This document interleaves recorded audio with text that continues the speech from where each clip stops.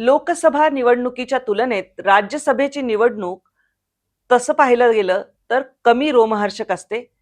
काही प्रमाणामध्ये अगदी ठोकपणे अनुमान ज्याला बांधता येईल असंही बांधता येतं आणि त्यानुसार निकाल जे आहेत तेही आपण नेहमी पाहिलेले आहेत.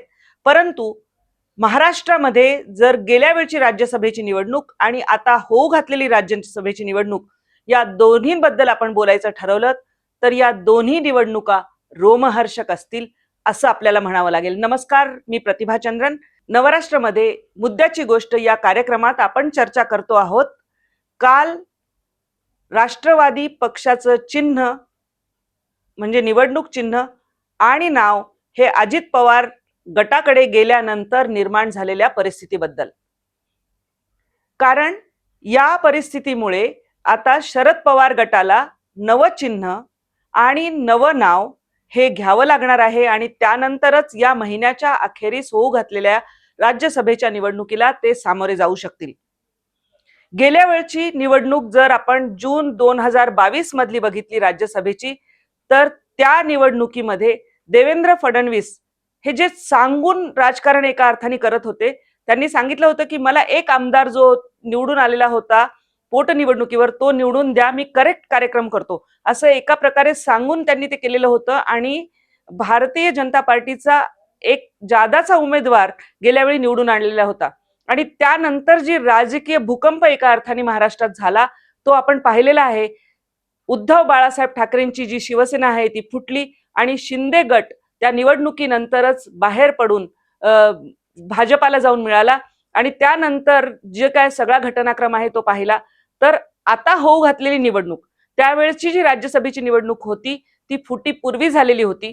यावेळची निवडणूक मात्र फुटी नंतर होते आहे आणि त्यामुळे एकंदर जर संख्याबळाचा आपण विचार केला तर महायुती आणि महाविकास आघाडी या दोन्हीची जर आपण तुलना करायची झाली तर गेल्या वेळी भाजपाकडे 106, फुटीपूर्वी म्हणजे विभाजनापूर्वीच्या शिवसेनेकडे 56, विभाजनापूर्वीच्या राष्ट्रवादीकडे 53 आणि काँग्रेसकडे 44 आमदार आणि 288 पैकी 13 आमदार हे अपक्ष आणि अन्य छोटे जे पक्ष आहेत त्यांच्याकडे होते, अशी परिस्थिती होती. त्यावेळच्या निवडणुकीमध्ये आपली चाणाक्ष बुद्धी आणि राजकीय चतुराई वापरत देवेंद्र फडणवीसांनी जी व्यूहरचना केलेली होती तिचा विचार करता आगामी जी आता राज्यसभेची निवडणूक आहे जी या महिन्याच्या अखेरीस होईल, त्यावेळी एकंदरच ही निवडणूक रोमहर्षक का होईल असं मी म्हणते.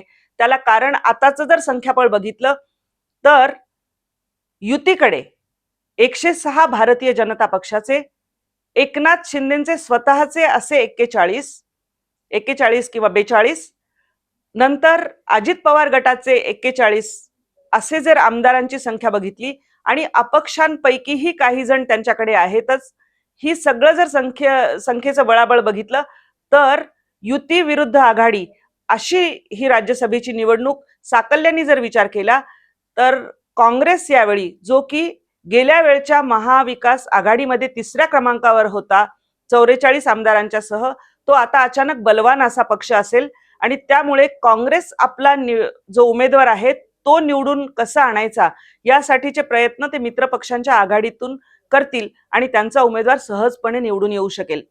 आता गोष्ट शरद पवार आणि उद्धव बाळासाहेब ठाकरे यांच्या गटाची जर आपण केली तर दोघांकडेही 15 आणि 11 असं जर संख्याबळ बघितलं, काही अपक्षांपैकी म्हणजे 13 जे अन्य आहेत त्यापैकी काही जण या बाजूला जातील असं जरी आपण गृहीत धरलं तरी सुद्धा दुसरा खासदार निवडून आणणं हे आघाडीला खूप जिकिरीचं ठरणार आहे. हे सगळं संख्याबळ कसं बसवायचं ही एक प्रचंड मोठी डोकेदुखी त्यांच्या समोर असणार आहे. आणि ही राज्यसभेची निवडणूक महत्वाची का आहे तर 6 जे खासदार आहेत ते 6 खासदार महाराष्ट्रामधले जे निवृत्त झालेले आहेत ते पुन्हा निवडून येणार आहेत आणि त्यानंतर लगेच लोकसभेच्या निवडणुका होऊ घातलेल्या आहेत आणि त्यामुळे 2 आपले उमेदवार निवडून आणणं या गटांनी हे अतिशय जिकिरीचं ठरणार आहे.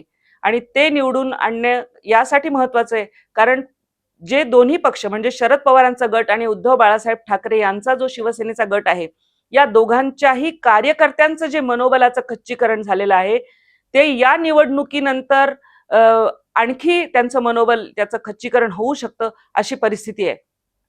या सगळ्या परिस्थितीमध्ये पहिलं आव्हान जे राष्ट्रवादी काँग्रेसच्या शरद पवार गटासमोर असणार आहे ते म्हणजे एकतर पक्षाचं नाव ठरवणं आणि चिन्ह ठरवणं.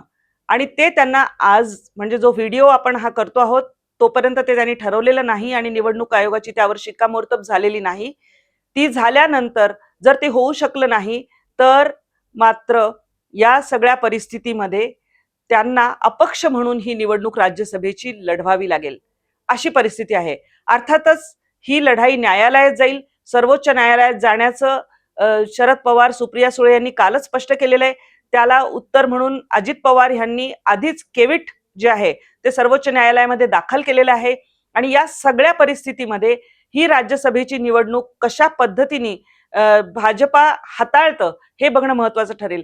एक प्रकारे जे मिलिंद देवरा आहेत ते युतीमध्ये आल्यामुळे एक स्पष्ट झालेलं आहे की मिलिंद देवरा येत असताना काँग्रेसमधले काही आमदार फुटतील की काय अशी पण एक शंका आहे.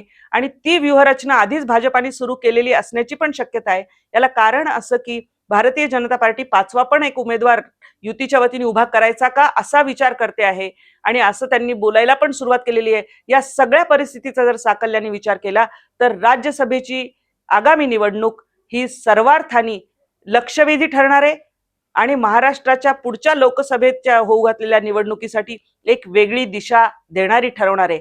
या आणि अशाच प्रकारच्या व्हिडिओसाठी आणि अशाच प्रकारच्या विश्लेषणासाठी मुद्द्याची गोष्ट हा आमचा कार्यक्रम तुम्ही निश्चित पहा.